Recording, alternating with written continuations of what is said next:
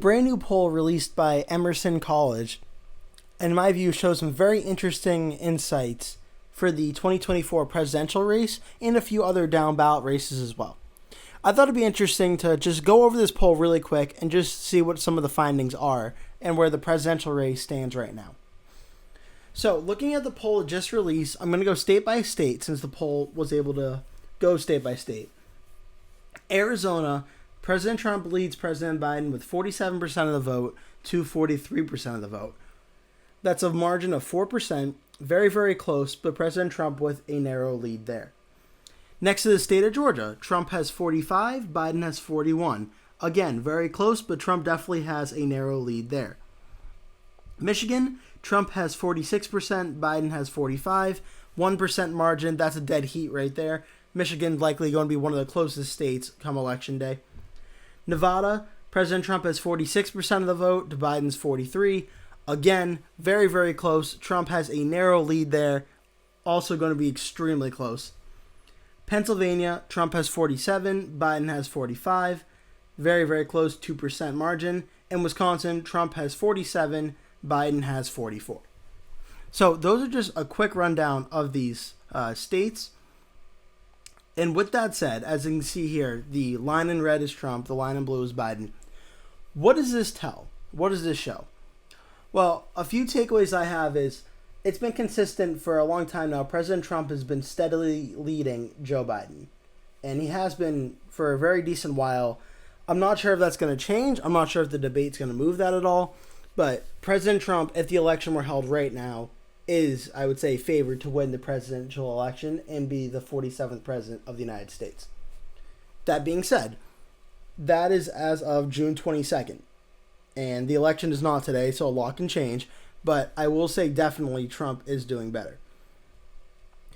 Another thing I will note, though, and not to be a, doom and gloom for my Democratic listeners, but there is some good news and some bad news. The bad news for the Democrats is, obviously, Biden's losing to Trump pretty much in every swing state. The good news for the Democrats, looking objectively here, is Trump's support in these polls, the highest he gets is 47% of the vote. Which, it's never good to be, losing in a poll, obviously, but Trump is not, at 50% or 51%. He does not break that threshold of having a majority of support. And it sounds cliche to say, but as long as the candidate that's leading is above 50%, the second candidate has a chance of winning. So it's possible that Trump could, say in Arizona, for instance, get 47% of the vote.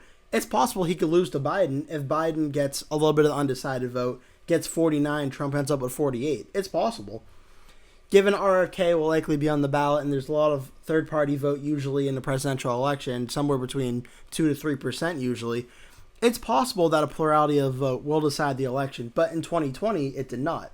A lot of the states Joe Biden won narrowly, he was able to get a narrow majority of the vote, something Trump was not able to do, even though Trump actually improved his percentages in 2020 compared to 2016 in a lot of states. For instance, I believe he did better percentage-wise of the vote in Wisconsin, Michigan, and Pennsylvania, and still lost all three states. So really, I think Trump's percentage of votes he's going to get is pretty much set in stone in the Rust Belt states. The question is, how much of the votes will Biden be able to get? I think Trump getting 48 to 49% in Wisconsin, Michigan, and Pennsylvania is probably going to happen. The question is, will Biden be able to break 50 and make that a decisive win for Biden or a plurality win for Trump, but a win nonetheless? But that's, of course, whiles away, and I'll be covering that in future videos as well, so no need to think about that too now. But just going over these results really quick, it's clear President Trump is definitely in the lead over Biden right now. However, it's not an insurmountable lead for Biden, but Trump is definitely in the lead. Now, going down to some other elections that are happening as well. This is the first time I believe I covered this in a long time. The Arizona Senate race, and I'm going to be doing future videos on all of these Senate races as well, and the competitive governor's races. I'll be doing those as well, but most recent poll is Democrat Ruben Gallego has 45% to Republican Kari Lake. Now, I just want to remind you, I like this poll because it has a large sample size of 1,000 people, by the way. That's a 4-point lead for the Democrat in Arizona, when Trump in the same poll is up by 4 points over Biden. So it's totally flipped here. The good news, I'll flip this around this time for the Republicans, 45-41, there's a lot of undecided vote. And as we saw last time around with Kari Lake actually leading over Governor Katie Hobbs, there's a lot of undecided vote and people maybe who aren't in the poll that will show up on Election Day, which will benefit Kari Lake most likely. It's hard for me to imagine a split ticket if Trump wins and Kari Lake loses. I think both of them losing Arizona to me is more likely than Trump winning and Lake losing. However, stranger things have happened, I guess, but definitely that 14%, the gray area, the 14% of voters undecided, that is key to watch in the Senate race, especially for Kari Lake to try to make up ground over Gallego, who definitely has a definitive lead to begin with.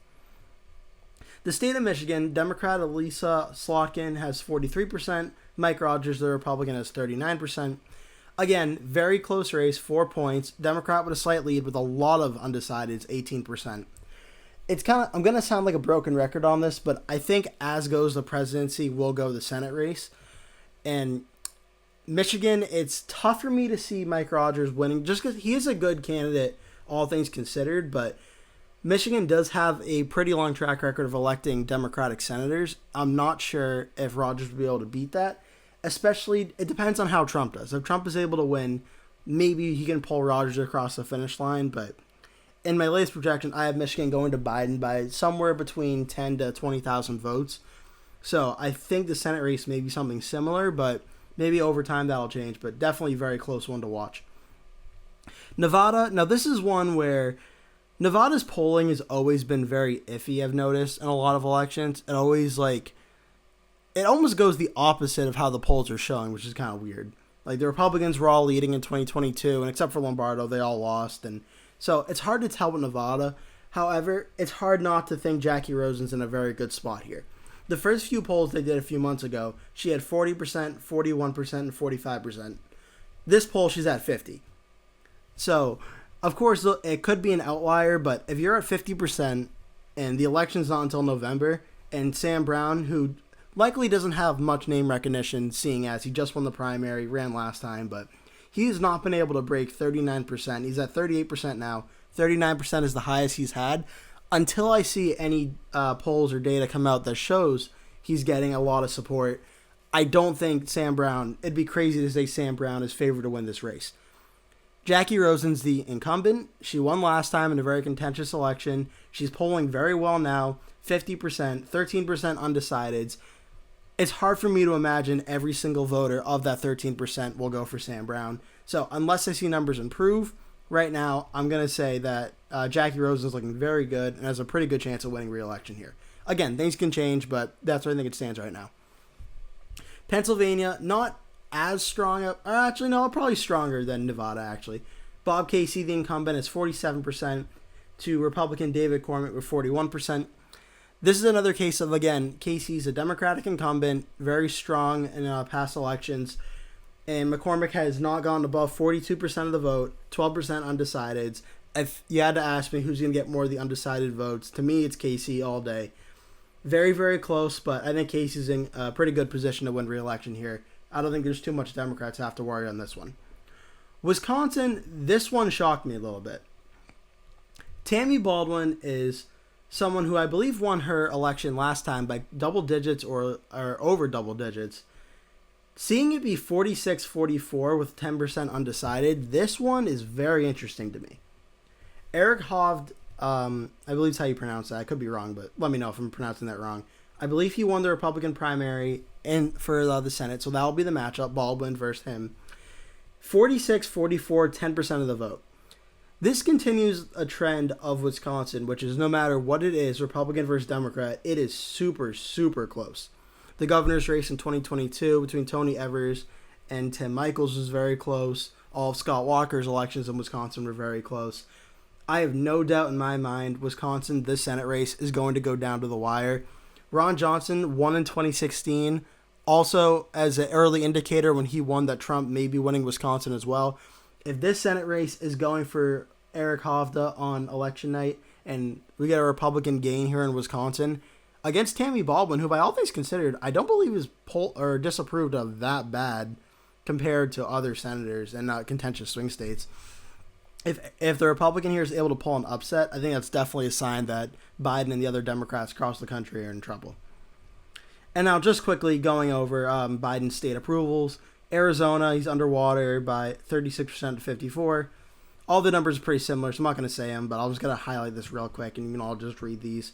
35 for Georgia, 39 Michigan, 38 Minnesota, Nevada 38, Pennsylvania 39. So very consistent. Joe Biden is not doing too well right now. Definitely not being approved of well. Republicans have a very good opportunity to pick up a lot of states and potentially the presidency in 2024 if things break their way. However, as we saw in 2022, sometimes things are not always that simple, and there are other factors that may influence an election one way or the other. And also very interesting, I just want to point this out. Katie Hobbs in Arizona, 36% approved, 43% disapproved. She was just elected in 2022 over Kari Lake. Interesting to see her underwater at this point. I'm not sure how much of an impact that'll have on the presidential election and the Senate race. Maybe it has a slight impact, but for now I'm not too sure how much. Brian Kemp, 49 approved, 28 disapproved. I think that'll actually help President Trump in Georgia. Despite some bad blood between the two, I think that will help Trump. Gretchen Whitmer in Michigan, 49% approved, 40% disapprove. I actually do think this could be a telling sign that Trump may come just close but lose Michigan at the end of the day to Biden. I think the Senate race may be the same way, just because Whitmer is actually being approved of relatively well compared to other governors. Tim Walz in Minnesota, 45 approved, 42 disapproved, 13% neutral. Minnesota is such a tough state because the polling always seems to look close around election time, but it doesn't really. It'll whether it's 3 points or 10 points, it seems to always break for the Democrats. Maybe Trump can try and break that this cycle, but I would still bet on Democrats and Joe Biden winning Minnesota. Nevada, Governor Joe Lombardo, 37% approved, 30% disapproved, 33% neutral. Again, Nevada, not really too much to gain from this other than Nevada's pretty weird when it comes to polling and trying to predict how the races are going to go. They also have, I believe, in none of these candidates option, which kind of messes things up a little bit, so that's always hard to account for. So I'm not really sure how much that feeds into. I don't think Lombardo's approval rating is going to be enough to help Sam Brown win if Sam Brown's polling does not improve at all. And Josh Shapiro, very well approved of in Pennsylvania, 49 approved, 29 disapproved. This, I think, not that Bob Casey really needs any help getting elected, but I think this will probably help him out a little bit. I don't think this impacts the presidential race too much. I think it'll be a 2 to 3 point race either way, whether Trump or Biden wins. But, good to see for Josh Shapiro if you're a Democrat or if you're in Shapiro's administration or something. It's good to see he's approved of, but I'm not sure how much of an impact that'll have. And I think that's pretty much it I want to cover for now. There's some other stuff in the poll if you want to look at the full results or anything. You can look at it as well. But overall, my takeaways from this is President Trump is still holding a narrow, steady lead over Joe Biden in a lot of the key swing states where it counts, where he needs to win if he wants to become president of the United States again. For the Democrats that are biting their fingers, who are very scared, there is time and there is room with undecided voters for Biden to jump ahead of Trump. But if he is to do that, he has to get moving quickly, and a very good debate performance will probably help. If Biden has a disastrous debate performance, I can see a lot of these polls maybe going 48, 49% for Trump, in which case, unless things budge, it's going to be hard for Biden to make up that ground once a lot of undecided voters kind of make up their mind. So, still very close election, a lot of time left, but I think right now it's pretty safe to say you'd rather be Trump than Biden. But it's not like it's an insurmountable lead, but it's definitely a healthy, steady lead for Trump. That'll do it for today's video. Thank you so much for watching. If you enjoyed it, please like the video and subscribe to my channel if you are new. Thanks so much for watching. Hope to see you in a future video.